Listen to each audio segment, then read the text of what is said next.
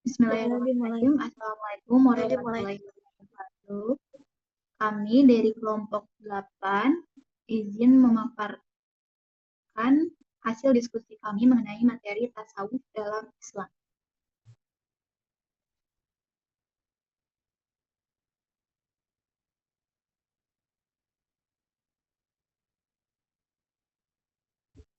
Di sini kami beranggotakan 4 orang.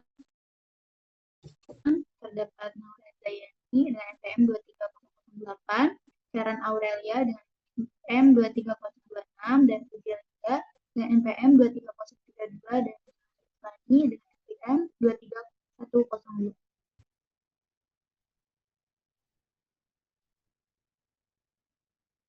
Baik, yang pertama di sini ada materi tentang makomat, yang dimana makomat ini adalah tahapan-tahapan ruhani yang dilalui seorang salik atau penempuh jalan sufi dalam perjalanannya menuju Allah Subhanahu wa Ta'ala melalui usaha dan latihan jiwa atau mujahadah. Nah, perbedaan dari makomat dan qol, makomat itu bersifat permanen, dicapai melalui usaha keras.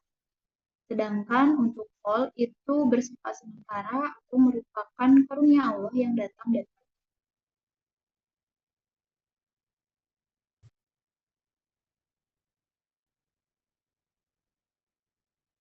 Nah, di sini ada tingkatan dari makomat. Yang pertama itu taubat, yang kembali dari dosa menuju ketaatan, yang mencakup 3 unsur: menyesal atas dosa, meninggalkan perbuatan dosa, dan bertekad tidak mengulanginya. Taubat adalah pintu gerbang utama memasuki dunia tasawuf. Lalu yang kedua itu ada zuhud, yang melepaskan kecintaan terhadap dunia dan mengarahkan hati sepenuhnya kepada akhirat. Nah, zuhud ini bukan berarti meninggalkan dunia sempurna, tetapi melainkan tidak terbelenggu atau diperbudak oleh dunia. Lalu yang ketiga ini ada sabar, yang dimana ketabahan dalam 3 hal. Yang pertama, sabar atas musibah dan cobaan. Yang kedua, sabar dalam menjalankan perintah ibadah. Dan yang ketiga, sabar dari perbuatan maksiat. Nah, sabar merupakan fondasi kehidupan spiritual. Lalu yang keempat ada fakor. Nah, kemiskinan ruh ini merasa tidak memiliki sesuatu pun kecuali Allah, bukan kemiskinan materi, melainkan kesadaran total akan ketergantungan dan kebutuhan jiwa hanya kepada Allah.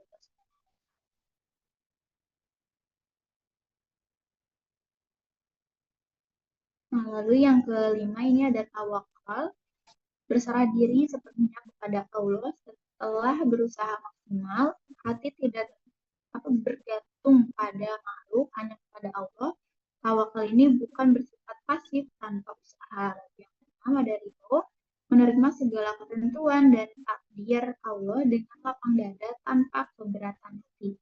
Ridho adalah buah dari tawakal yang sempurna dan puncak keikhlasan seorang. Lalu yang ketujuh ada mahabbah, yaitu puncak makomat dengan mencintai Allah segenap jiwa raga menurut al-adab. Mahabbah sejati adalah cinta yang murni tanpa mengharapkan surga atau takut. Nah, dapat disimpulkan untuk makomat ini merupakan sistem perjalanan spiritual yang terstruktur dalam tasawuf. Setiap tahapan harus dikuasai sebelum naik ke tingkat berikutnya. Tujuan akhir adalah mahabbah, cinta sejati kepada Allah. Selanjutnya akan dijelaskan oleh. Oke, baik. Selanjutnya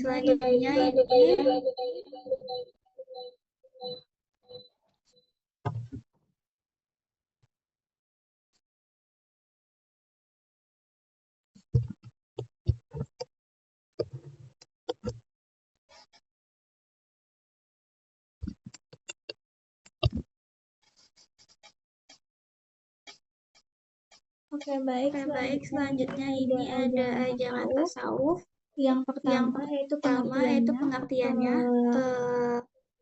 Tasawuf Tasawuf merupakan salah satu cabang dalam ajaran Islam yang berfokus pada pembinaan spiritual, penyucian jiwa, dan pembentukan akhlak mulia agar manusia dapat mendekatkan diri kepada Allah Subhanahu wa Ta'ala. Dalam perkembangannya, tasawuf ini tidak hanya dipahami sebagai praktik ibadah semata, tetapi juga sebagai proses pendidikan rohani. Tasawuf ini mengajarkan manusia untuk mengendalikan hawa nafsu, membersihkan hati dan sifat-sifat buruk, serta meningkatkan kualitas hubungan dengan Allah dan sesama manusia. Jadi, melalui penghayatan nilai-nilai spiritual ini, tasawuf bertujuan menciptakan ketenangan jiwa, keseimbangan hidup, dan perilaku yang sesuai dengan ajaran Islam. Oleh karena itu, tasawuf memiliki peran penting dalam membentuk karakter dan moral manusia. Yang pertama ini ada tazkiyatun nafs. Ini adalah penyucian jiwa. Ini adalah penyucian jiwa. Tazkiyatun nafs ini merupakan proses pembersihan hati dari sifat buruk seperti sombong, iri hati, dengki, riya, dan tamak. Penyucian jiwa ini dilakukan melalui ibadah zikir, introspeksi diri, dan pengendalian hawa nafsu. Dalam tasawuf, hati dianggap sebagai pusat spiritual manusia yang jika hati bersih, maka perilaku seseorang juga akan baik. Yang kedua ada zuhud. Zuhud ini berarti tidak berlebihan terhadap kehidupan dunia dan tidak menjadikan dunia sebagai tujuan utama hidup. Tetapi zuhud ini bukan berarti meninggalkan dunia sepenuhnya. Seseorang tetap bekerja, belajar, dan menjalani kehidupan sosial, tetapi hatinya tidak terikat pada kemewahan dunia. Yang ketiga ini ada tawakal. Tawakal ini merupakan sikap berserah diri kepada Allah Subhanahu wa Ta'ala setelah melakukan usaha secara maksimal. Jadi, tawakal bukan berarti pasrah tanpa usaha, melainkan tetap berikhtiar dan menyerahkan hasil akhirnya kepada Allah. Yang keempat ini ada sabar. Jadi dalam tasawuf, sabar berarti kemampuan menahan diri dalam menghadapi ujian, penderitaan dan godaan hawa nafsu. Sikap sabar membantu seseorang tetap istiqomah dalam menjalankan ajaran agama meskipun menghadapi berbagai kesulitan. Yang kelima, ini ada rasa syukur. Rasa syukur adalah rasa berterima kasih kepada Allah Subhanahu wa Ta'ala atas segala nikmat yang diberikan. Syukur tidak hanya diucapkan melalui lisan, tetapi juga diwujudkan dalam sikap dan perbuatan sehari-hari. Yang keenam ini ada mahabbah atau cinta kepada Allah. Konsep ini menunjukkan bahwa ibadah dilakukan karena rasa cinta kepada Allah, bukan hanya karena takut neraka atau mengharapkan surga. Dengan mahabbah, seseorang hamba akan merasa lebih dekat dan tentram bersama dengan Allah. Yang ketujuh ada marifat. Marifat ini merupakan pengetahuan batin yang mendalam tentang Allah Subhanahu wa Ta'ala yang diperoleh melalui pengalaman spiritual, zikir, ibadah, dan penyucian hati. Dalam tasawuf, marifat ini dianggap sebagai tindakan spiritual yang tinggi. Kemudian ada zikir, yaitu aktivitas pengucapan Allah melalui ucapan, hati maupun perbuatan. Zikir ini bertujuan menenangkan jiwa, membersihkan hati, dan meningkatkan kesadaran spiritual seseorang. Dan ada ikhlas. Ikhlas ini berarti melakukan segala amal perbuatan semata-mata karena Allah Subhanahu wa Ta'ala tanpa mengharapkan pujian dari manusia. Sikap ikhlas ini membantu seseorang terhindar dari sifat riya dan menjadikan amal ibadah sebagai lebih bernilai. Yang terakhir ini ada taubat. Taubat Yang ini terakhir merupakan ini ada kesadaran taubat. seseorang untuk Taubat ini merupakan kesadaran menyesali seseorang doa untuk yang telah menyesali doa yang dilakukan, telah dilakukan, dosa yang memohon telah apapun dilakukan, kepada Allah Subhanahu wa memohon Ta'ala, dan apapun bertekad kepada Allah untuk tidak Subhanahu wa mengulanginya Ta'ala dan kembali. bertekad untuk Dalam tidak tasawuf, mengulanginya kembali. taubat dianggap Dalam sebagai tasawuf, langkah awal taubat perjalanan dianggap sebagai spiritual langkah seorang awal sufi. perjalanan spiritual Taubat seorang juga sufi. dilakukan secara Taubat terus-menerus juga untuk dilakukan secara terus-menerus untuk sebagai bentuk membentuk evaluasi diri dan sebagai usaha bentuk evaluasi memperbaiki diri hubungan dan dengan usaha Allah. memperbaiki hubungan dengan Allah. Jadi sebagai kesimpulannya, pokok ajaran Jadi sebagai tasawuf bertujuan kesimpulannya, untuk pokok membentuk ajaran tasawuf manusia bertujuan untuk yang membentuk memiliki hati manusia yang bersih, yang akhlak memiliki mulia hati dan yang bersih, akhlak dan mulia kedekatan spiritual dengan Allah dan kedekatan melalui spiritual ajaran dengan seperti Allah. tazkiyatun Melalui nafs, ajaran zuhud, seperti tawakal, tazkiyatun sabar, nafs, syukur, zuhud, mahabbah, tawakal, marifat, sabar, zikir, syukur, ikhlas, dan mahabbah, taubat. marifat, zikir, Tasawuf ini ikhlas, dan mengajarkan taubat. pentingnya mengendalikan Tasawuf ini diri mengajarkan dan pentingnya pembinaan jiwa mengendalikan dalam diri kehidupan dan pembinaan sehari-hari. jiwa dalam Dengan kehidupan demikian, tasawuf sehari-hari. tidak Dengan hanya berperan demikian, dalam tasawuf aspek tidak spiritual, hanya berperan tetapi dalam juga aspek memberikan pengaruh spiritual, positif tetapi terhadap juga pembentukan memberikan karakter pengaruh dan moral positif terhadap manusia. pembentukan karakter dan moral manusia. Selanjutnya akan dijelaskan oleh Naura. Selanjutnya akan dijelaskan oleh Naura.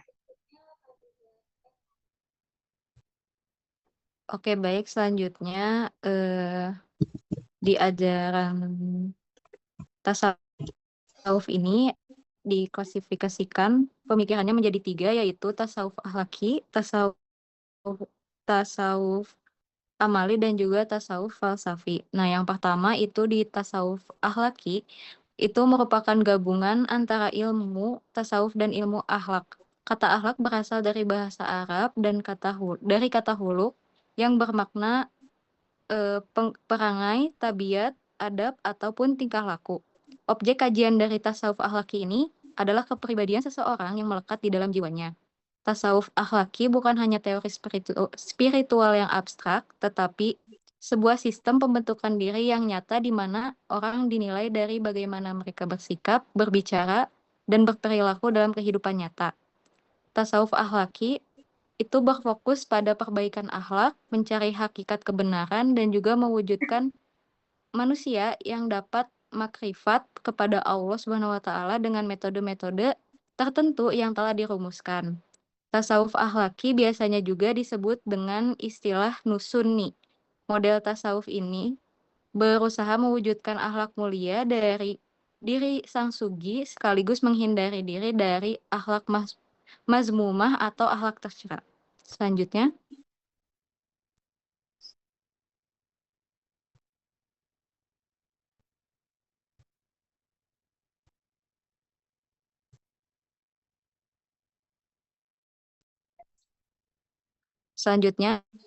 ajaran pokok dari tasawuf akhlaki ini dibagi menjadi 3, ada tahlaki, tahali, dan juga tajalli. Tahlaki ini adalah pengosongan diri dari sifat-sifat yang tercela, yaitu sifat-sifat kotor dan penyakit hati yang merusak.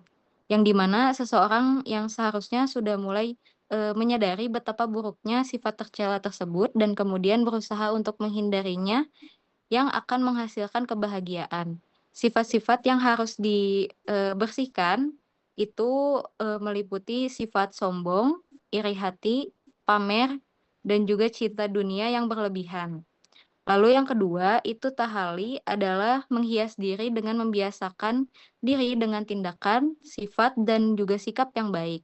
Yang dimana seseorang ini sudah mulai berusaha agar setiap perbuatannya itu disesuaikan dengan aturan agama. Dan juga membina seseorang untuk memiliki akhlak karimah dan selalu istiqomah dengan apa yang mereka lakukan itu merupakan langkah berikutnya. Lalu sifat-sifat ini tuh seperti tawadu, sabar, syukur, ikhlas, dan juga jujur. Sifat-sifat ini harus bisa dibiasakan secara teratur sehingga bisa membuat karakternya yang menjadi kuat. Dan yang terakhir itu tajalli. Tajalli adalah hal yang tidak bisa diupayakan sendiri melainkan merupakan anugerah dari Allah Subhanahu wa Ta'ala. Jadi tajalli ini merupakan tingkat tertinggi yang dimana batas antara makhluk hidup dengan Tuhannya. Lalu tahali dan tahali adalah upaya untuk mengembangkan budi pekerti yang mulia, sedangkan tajalli itu merupakan hadiah yang diberikan dari Allah Subhanahu wa Ta'ala untuk hambanya.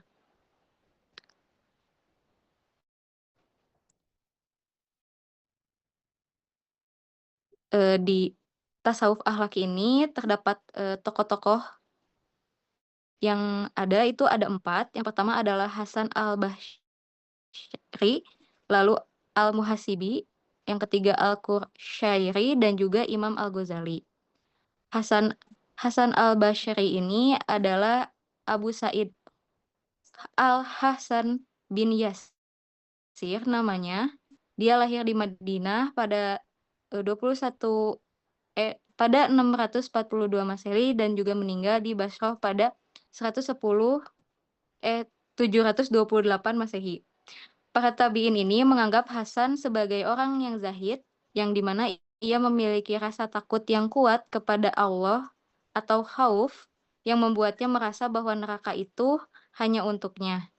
Ia juga dikenal sebagai pelopor gerakan moral-moral spiritual Islam dan juga inspirasi bagi generasi sufi berikutnya.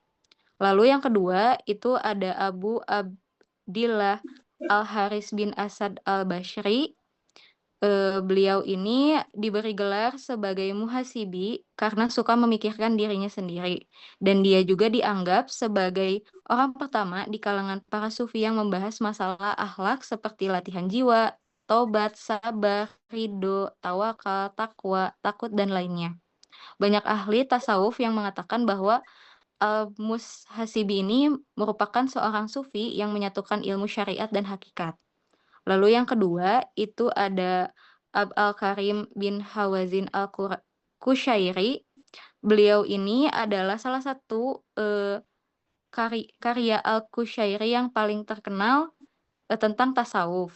Hingga saat ini kitabnya masih merupakan menjadi referensi klasik utama di dalam studi tasawuf akhlaki. Lalu yang terakhir itu ada Abu Hamid Muhammad Al-Ghazali. Beliau ini merupakan tokoh yang mempelajari dan juga mengamalkan tasawuf. Al-Ghazali ini berpendapat bahwa seseorang harus memperdalam ilmu tentang syariat maupun akidah dan menjalankannya secara tekun dan sempurna terlebih dahulu. Boleh dikebawahin sedikit?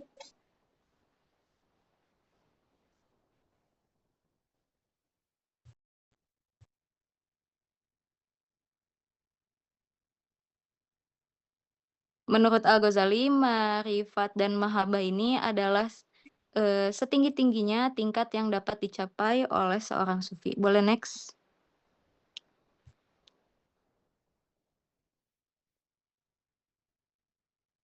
Lalu yang kedua itu ada tasawuf amali. Tasawuf amali ini adalah tasawuf yang lebih menekankan pada amalan ibadah kepada Allah. Jika tasawuf akhlaki ini lebih menitik beratkan kepada pembentukan karakter, maka tasawuf amali ini lebih ke melangkah untuk menyediakan sistem komunitas dan juga praktik spiritual yang terorganisir atau dikenal dengan nama tarikoh. Tasawuf amali ini menekankan kepada perilaku yang baik sehingga pada tasawuf ini diharapkan dapat menata kehidupan manusia dan menunjukkan jalan kepada Tuhan. Istilah dari tasawuf amali ini adalah amaliyah praktis yang telah hadir sejak zaman Nabi Muhammad, namun dari segi nama ini baru terwujud pada periode keempat Hijri. Ya, pelaku pertama dari tasawuf amali ialah Nabi Muhammad SAW di bawah situasi dan kondisi politik, sosial, dan budaya yang kuat. Oleh karena itu, tasawuf amali ini bukan ajaran yang datang dari luar Islam, tetapi berakar langsung dari hidup Rasulullah SAW. Boleh next?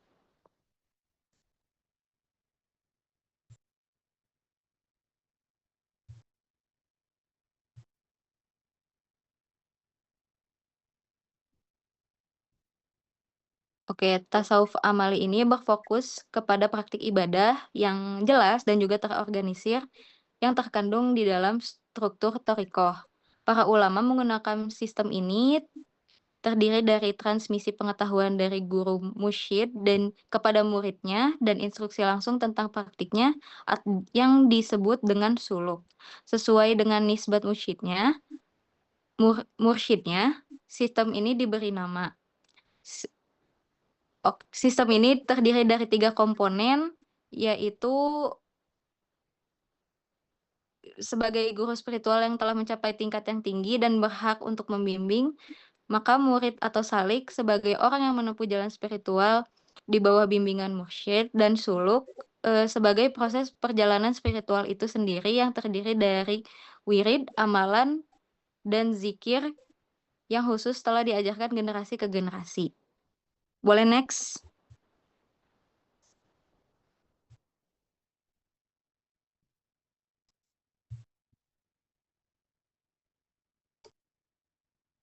Oke, di sini ada tokoh-tokoh dari tasawuf amali, itu ada 6, yaitu yang pertama Nabi Muhammad, yang kedua Sayyidina Ali bin Abi Thalib, yang ketiga Imam Al-Ghazali, yang keempat Sayyid Al-Qadir Al-Jailani, dan yang terakhir adalah Sayyid Ahmad Al-Rifai.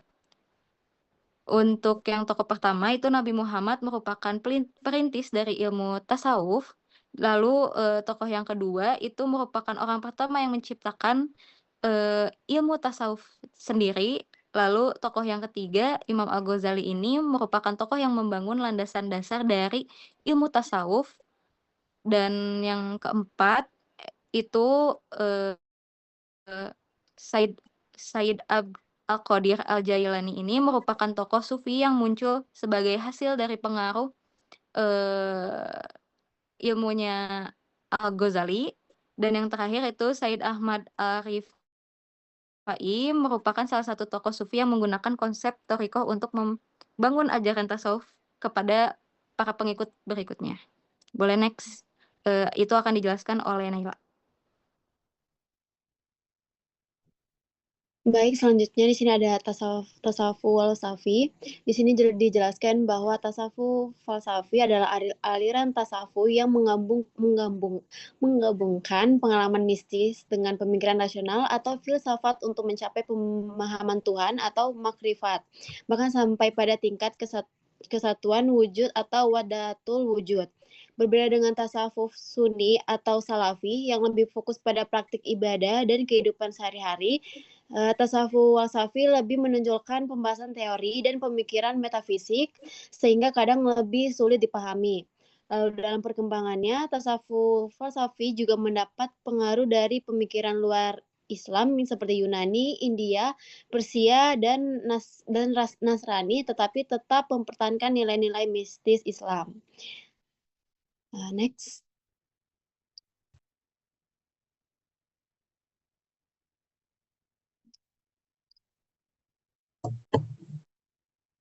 Dalam tasawuf falsafi ada beberapa ajaran pokok. Yang pertama, fana dan baka, yaitu lenyapnya kesadaran dan kekal.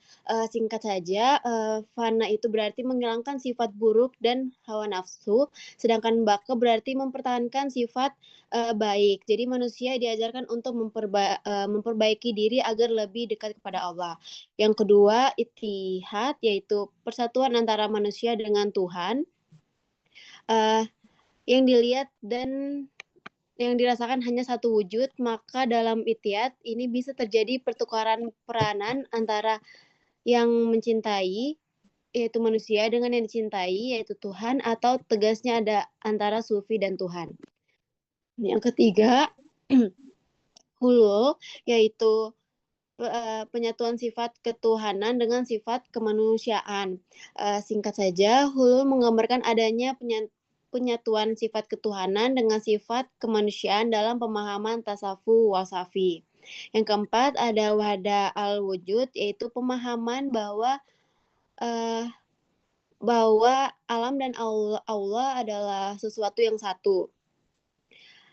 Ajaran ini menjelaskan bahwa seluruh alam semesta memiliki hubungan dengan Allah sebagai pencipta. Dan yang kelima yaitu israk, yaitu pancaran cahaya atau iluminasi yaitu kebenerangan atau cahaya yang umumnya digunakan sebagai lambang kekuatan, kebahagiaan, keterangan, ketenangan, dan lain-lain yang membahagiakan. Next.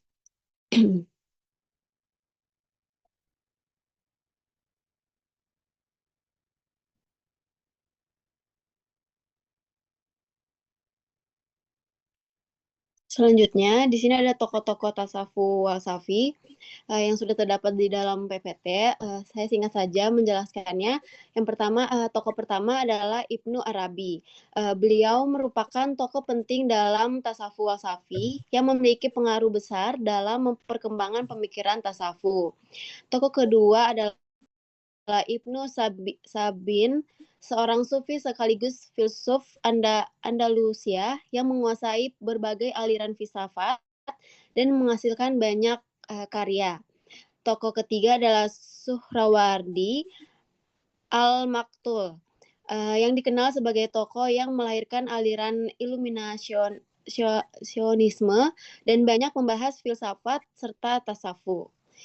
Baik, sekian presentasi dari kelompok kami. Mohon maaf apabila terdapat kekurangan. Terima kasih. Wassalamualaikum warahmatullahi wabarakatuh.